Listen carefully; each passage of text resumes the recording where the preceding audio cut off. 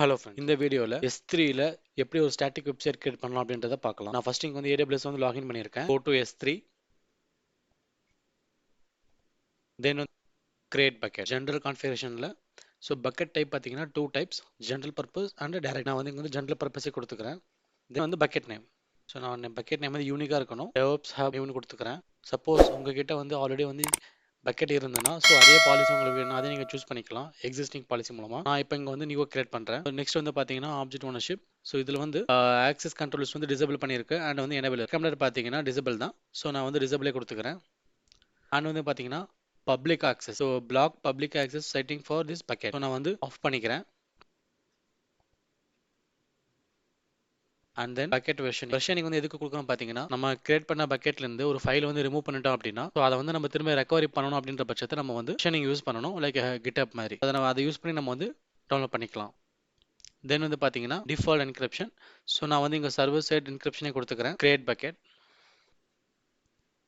Once create ஆனதுக்கப்புறம் file வந்து upload பண்ணிக்கலாம்.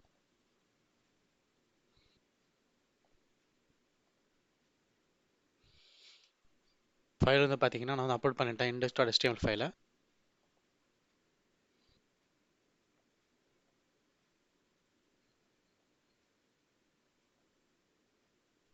அண்ட் வந்து ஸ்டாட்டிக் வெப்சைட் வந்து எனேபிள் பண்ணணும். ஸோ இதில் எடிட் கொடுத்துக்கலாம். ஸோ இதை வந்து நம்ம வந்து எனேபிள் பண்ணிக்கணும். இதில் வந்து நம்ம வந்து என்ன ஃபைல் நேம் கொடுக்குறோமோ அதை கொடுத்துக்கலாம். ஸோ எரர் ஃபைல் இருந்தாலும் நீங்கள் எரர் ஃபைல் கொடுத்துக்கலாம். நான் எதுவும் கொடுக்கல.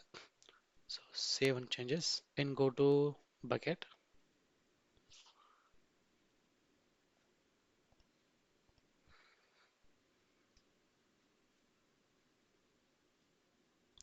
ஸோ ஒன்ஸ் கிரியேட் ஆனதுக்கப்புறம் நம்ம ஆப்ஜெக்ட் URL மூலமாக செக் பண்ணிக்கலாம்.